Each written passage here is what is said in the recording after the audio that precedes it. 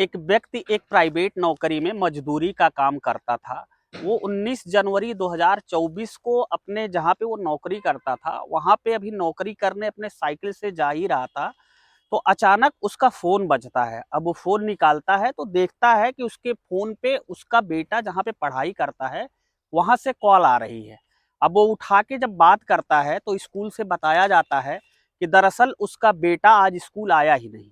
अब वह व्यक्ति सीधा अपने पत्नी को फोन करके पूछता है कि आखिर बेटा कहाँ गया, और फिर वो साइकिल लेकर अपने जहां पर काम करता था वहां के लिए आगे ही बढ़ रहा था कि अचानक उसके स्कूल से कई बार कॉल आ जाते हैं कि उनका बेटा पिछले 3-4 दिनों से स्कूल नहीं आ रहा है और आज भी स्कूल नहीं आया है। अब ये श्रमिक जहाँ पे काम पे जा रहा था वहां काम पर नहीं जाता है और सीधा घर की तरफ लौट आता है और अपने बेटे को खोजता है। बड़ा सवाल ये था कि उसका बच्चा अगर रोज स्कूल के लिए निकलता था तो आखिर वो जाता कहाँ था और आज वो कहाँ गायब हो गया, जिसके लिए उसके स्कूल से लगातार कॉलें आने लगी। अब बाप घर पर आता है और बेटे को खोजता है और बेटा कुछ दिन बाद मिलता भी है, पर पूरी जो सच्ची कहानी निकल कर जब सामने आ जाती है तो जिसने भी सुना वो सोचने पर मजबूर हो गया। और अगर आपके घर में भी बच्चे अब वयस्क हो रहे हैं और पढ़ाई लिखाई करने जाते हैं तो ये वीडियो, ये सच्ची कहानी सिर्फ आपके लिए। दोस्तों, आज की सच्ची कहानी में आगे बढ़ेंगे, पर सच्ची कहानी में आगे बढ़ने से पहले आपसे मेरा बस छोटा सा विनम्र अनुरोध है कि आप चैनल को सब्सक्राइब कर लीजिएगा, साथ में बेल आइकन की बटन को प्रेस कर लीजिएगा, ताकि जब मैं ऐसी सच्ची क्राइम की कहानियां अपलोड करूं तो उसका नोटिफिकेशन आपको सीधे आपके मोबाइल पर पहुंच जाए। आइए बिना देरी किए आज की सच्ची क्राइम कहानी को शुरू करते हैं। दोस्तों, जो आज मैं आपको सच्ची कहानी सुनाने चल रहा हूं, ये सच्ची कहानी की शुरुआत होती है 19 जनवरी यानी कि अभी पिछले मंथ। राजस्थान का एक जिला पड़ता है नागौर। इसी नागौर जिले में ही एक परिवार रहता था, जिस परिवार के मुखिया का नाम था पुखराज। और पुखराज का एक बेटा कक्षा 11वीं में अपने घर से करीब 2 से 3 किलोमीटर दूरी एक स्कूल था, उसी स्कूल में कक्षा 11वीं का छात्र था। वैसे तो वो पढ़ने में ठीक ठाक था, लेकिन 19 जनवरी 2024 को पुखराज का बेटा यश घर से ये बताता है कि पापा मम्मी मैं स्कूल जा रहा हूँ, और अपने एक मित्र के साथ उसकी बाइक पर ही बैठकर स्कूल जाता है। लेकिन वो आज फिर स्कूल नहीं पहुंचा था, लिहाजा उसके पिता को कॉल आनी शुरू होती है। अब पिता सीधा अपने घर वापस आता है और यश के ऊपर काफी गुस्सा होता है और सोचता है अगर यश मिलेगा तो उसे मार कर पूछूंगा कि तुम कहाँ गायब हो गए थे, तुम कहाँ घूमने चले जाते हो, 3-4 दिन से तुम लगातार स्कूल नहीं जा रहे हो, आखिर तुम स्कूल नहीं जा रहे हो तो जा कहाँ रहे हो, तुम कौन सा रास्ता पकड़ लिए हो, कहीं तुम किसी गलत रास्ते पर तो नहीं भटक चुके हो। दरअसल ये मजदूर पुखराज अपने बेटे को पढ़ा लिखा कर इंजीनियर, आईएएस या अधिकारी बनाना चाहता था। ये नहीं पता था कि उसके बेटे के साथ ये अनहोनी घट जाएगी। अब पुखराज 19 जनवरी शाम तक पूरे मोहल्ले वालों को बताता है। यश जहां पर उठता बैठता था, जिन मित्रों के साथ रहता था, उनसे भी पूछताछ करता है, लेकिन उसके बेटे यश का ना ही कोई पता चला और ना ही कोई सुराग लगा कि आखिर उसका बेटा कहाँ चला गया। अब शाम को कई मोहल्ले वाले इकट्ठा होकर पुखराज से कहते हैं कि पुखराज भाई देखो, अब शाम होने वाली है, रात होने वाली है, उसका मोबाइल लगातार बंद ही बता रहा है और उसका कोई सुराग नहीं है, तो क्यों ना हम लोग जाकर थाने में इसकी रिपोर्ट करा दें। अब कई लोग इकट्ठा होकर थाने में पहुंचते हैं और पुखराज के बेटे यश की गुमशुदगी की रिपोर्ट थाने में दर्ज कराते हैं। अब पुलिस वाले एफआईआर तो दर्ज कर लेते हैं और कहते हैं कि ठीक है, एक कापी तुम पकड़ो, एक कापी हम थाने पर रखते हैं, आप आराम से घर जाओ, हम आपके बेटे को खोजने में आपकी पूरी मदद करेंगे। लेकिन फिर अगले दिन यानी कि 20 जनवरी 2024 को पुखराज फिर थाने जाता है, लेकिन पुलिस थी कि पुलिस अपनी खोजबीन वैसे ही जारी रख रही थी जैसे कि पुलिस अमूमन हर मामलों में करती है। पुलिस के पास पुखराज लगातार जा रहा था, लेकिन पुलिस के पास कोई पुख्ता सुराग नहीं था या कोई ऐसा क्लू नहीं था जिससे वो पुखराज के बेटे यश को आसानी से ढूंढ पाते। अब धीरे धीरे जब 10 दिन बीत चुका था तो पुखराज के माथे पर पसीना आना शुरू हो गया था और उसने अब अपने तरीके से ढूंढना शुरू किया। अब धीरे धीरे वो सबसे पहले उसके घर के नजदीक जिस रास्ते से उसका बेटा यश लगातार स्कूल आता और जाता था, वहां के लोगों से हाथ पैर जोड़ जोड़ सीसीटीवी कैमरे को खंगालना शुरू किया।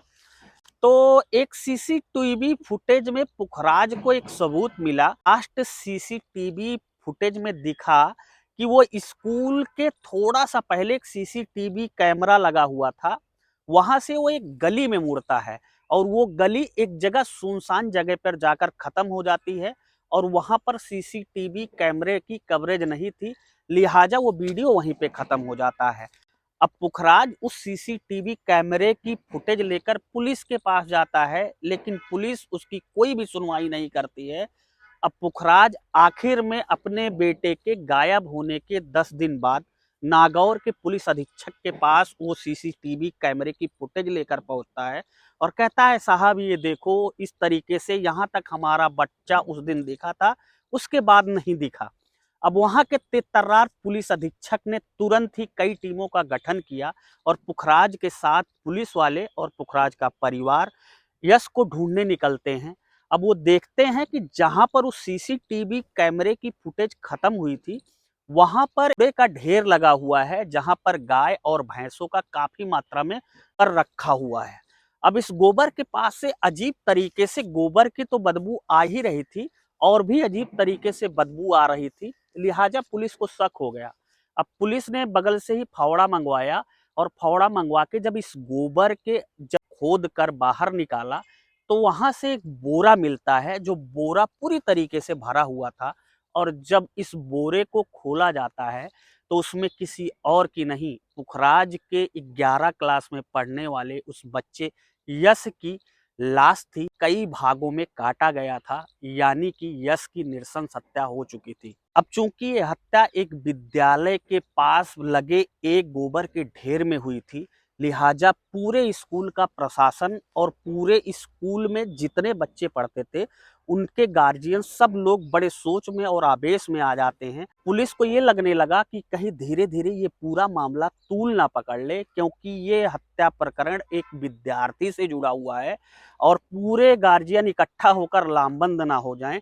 इसलिए पुलिस ने बारीकी से जांच करनी शुरू कर दी। पुलिस ने जब हत्या के पीछे की जांच करनी शुरू की तो सबसे पहले उसने यश के पिता पुखराज से पूछा कि क्या तुम्हारे पास कोई फिरौती की कॉल आई है? आज मेरे बच्चे को गायब हुए हो गया, मेरे पास तो ऐसी कोई कॉल नहीं आई। अब पुलिस पुखराज से फिर से पूछती है कि क्या तुम्हें किसी के ऊपर शक है? तो वो कहता है, साहब हमारा किसी से कोई लेना देना, किसी से कोई झगड़ा का लड़ाई तो था नहीं साहब। गरीब आदमी अकेला कमाता खाता था और अपना परिवार अपने बच्चों को पालता था साहब। हमारी किससे दुश्मनी नहीं है और ना ही मैं किसी के ऊपर शक कर रहा हूं कि किसने मेरे बेटे की हत्या कर दी है। पुलिस ने पुखराज के मोहल्ले वालों से और गांव वालों से बारी बारी पूछताछ करनी शुरू की, लेकिन वहां से भी पुलिस को कोई ऐसा परिणाम हाथ नहीं लगा जिससे वो इस हत्या का अनावरण कर पाती। पुलिस के पास हथियार के रूप में एक चीज बची थी यश आखिर स्कूल में किन बच्चों के ज्यादा समीप रहता था और यश स्कूल अगर आता था तो वो किस बच्चे के साथ आता जाता था। अब सबसे पहले पुलिस उस बच्चे से जब पूछताछ करनी शुरू करती है तो वो बहुत चौंकाने वाली कहानी बताता है पूरे हत्याकांड के पीछे। वो बताता है कि साहब, जहाँ पे यश की लाश बरामद हुई है उसी के कुछ दूर बाद ही एक छोटा सा कमरा है, जिस कमरे में मैं लगातार आता जाता था, उठता बैठता था और यह बात यश को बखूबी पता थी। और मैं कई दिन ऐसा होता था जब स्कूल आता था लेकिन मैं स्कूल पहुंचता ही नहीं, उसी कमरे में सीधे चला जाता था और पिछले 4-5 दिन से यश भी मेरे साथ उसी कमरे में जाया करता था। पुलिस उस कमरे में पहुंचती है और उस कमरे में पहुंचकर एक व्यक्ति को गिरफ्तार करती है जिसका नाम रसूल मोहम्मद उर्फ बबलू घोसी था। अब बबलू घोसी से पुलिस बारीकी से पूछताछ करती है तो बबलू घोसी पहले तो कुछ बताने से इनकार कर देता है, लेकिन जब पुलिस उसे अच्छी तरीके से पूछताछ करती है, जिस हिसाब से पुलिस राज उगलवाने वाली केसों में बर्ताव करती है, तो बबलू घोसी पूरी हत्या प्रकरण की जिम्मेदारी ले लेता है और कहता है कि साहब, मैंने ही इसका कत्ल किया है। अब वह पूरा घटनाक्रम बताता है। दरअसल बबलू घोसी जो था वो किन्नर स्वभाव का व्यक्ति था और उसने करीब अब से पहले 40 लड़कों को शिकार बनाया था। पढ़ने वाले लड़कों को पैसा देकर, गिफ्ट देकर और बहुत सारी लालच देकर उनको उस कुटिया में बुलाता था। और उसके बाद उस कुटिया में पहुंचने के बाद पहले तो उनसे दोस्ती बनाता था। दोस्ती बनाने के बाद उन्हें पैसे देता था। नाबालिग बच्चे इसके कहने में धीरे धीरे आने लगते थे। तो 1-2 दिन बाद वो उन्हें महिलाओं के कपड़े जैसे पैंटी और ब्रा पहनाता था और उनके साथ प्राकृतिक और अप्राकृतिक दोनों प्रकार से शारीरिक संबंध बनाता था और बनवाता था। मैंने उससे पूछा कि आखिर तुमने ये हत्या क्यों की? तो उसने बताया कि दरअसल यश का ही एक दोस्त उसके यहाँ आकर बैठा रहता था और यश जब स्कूल से आता था तो वो अपने सीधा मित्र के पास जाता था और कहता था कि भाई अब चलो, स्कूल की छुट्टी हो गई है। उसके मित्र को पता चल जाता था कि अब स्कूल की छुट्टी हो गई है, फिर दोनों बाइक से घर चले जाते थे। ये पिछले 10 दिन से चल रही थी कि यश की जैसे ही छुट्टी होती थी वो कुटिया में जाता था और अपने मित्र को बुलाता था और लेकर घर चला जाता था।